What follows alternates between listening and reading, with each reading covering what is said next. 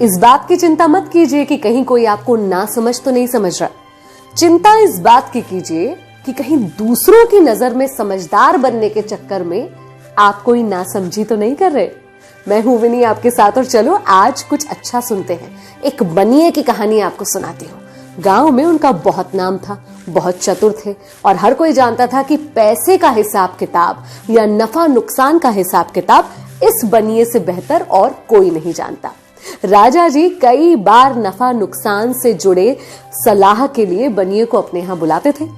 हमेशा की तरह आज भी राजा जी ने बनिए को अपने दरबार में बुलाया और बहुत सारे लोगों के बीच सभा में नफे नुकसान से जुड़ा एक बहुत ही महत्वपूर्ण मुद्दा उसके साथ उन्होंने डिस्कस किया, चर्चा की। बिल्कुल हमेशा की तरह उनको बनिए की तरफ से एक सटीक जवाब, एक सटीक सलाह मिली। राजा जी सलाह मिलने के बाद, धन्यवाद कहने के बाद बनिए को थोड़ी देर तक यूं देखते रहे। बनिए ने कहा, महाराज क्या हो गया, आज ऐसे क्यों देख रहे हैं आप मुझे? बोले, मैं सोच रहा हूं कि तुम इतने समझदार हो, तुमसे कभी गलती से भी कोई चूक नहीं होती, फिर तुम्हारा बेटा इतना नासमझ कैसे? उसे कुछ क्यों नहीं सिखाते? बनिए को बड़ी हैरत हुई और थोड़ी बेइज्जती का भी एहसास हुआ कि इतने लोगों के सामने मेरे बेटे के बारे में ऐसा क्यों कह रहे हैं। बोले, महाराज क्या गलती हो गई मेरे बेटे से? बोले, तुम्हारे जैसे समझदार व्यक्ति का बेटा होने के बाद भी उसे तो ये भी नहीं पता कि सोने और चांदी में ज्यादा कीमती क्या होता है। बनिए ने अपना सर झुका लिया। रास्ते भर सोचता रहा कि मेरे बेटे ने क्या किया ऐसा जो मेरी नाक कट गई। इतने सालों से इज्जत बनाई थी, हर कोई मुझे इतना समझदार कहता था, और आज मेरे बेटे की वजह से उन्हीं सारे लोगों के बीच मेरी नाक कट गई। घर गया, बड़े गुस्से में बेटे को बुलाया और बोला, बेटा, राजा जी ने आज मुझसे कहा कि तुम्हारा बेटा बहुत नासमझ है। तो बेटे ने कहा, क्यों, मैंने क्या किया? बोले, तू पहले मुझे ये बता कि सोना ज्यादा कीमती होता है या चांदी?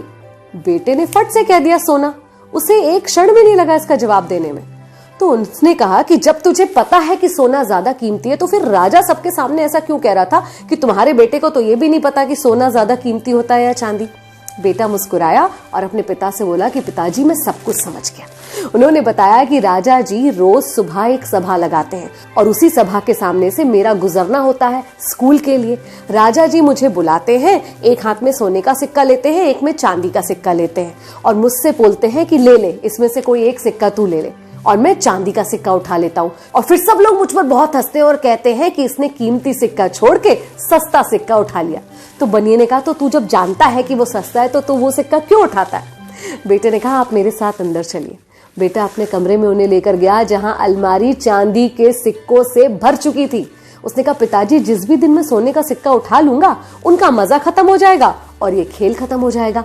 मुझे पल भर के लिए लोग समझदार भी समझेंगे और वो मौका भी मेरे लिए सुनहरा होगा, लेकिन मुझे रोज वो मौका नहीं मिलेगा। कई बार दुनिया को बताने दिखाने के चक्कर में हम ये भूल जाते हैं कि लॉन्ग टर्म में या सही मायने में हमारे लिए क्या पॉजिटिव है या क्या फायदेमंद है। दुनिया क्या सोचती है, आपके बारे में क्या बोलती है, उस बारे में मत सोचिए। आपके लिए क्या बेहतर है इसे सूझबूझ से समझिए, परखिए और वही कीजिए। मैं हूं विनी, चलो आज कुछ अच्छा सुनते हैं।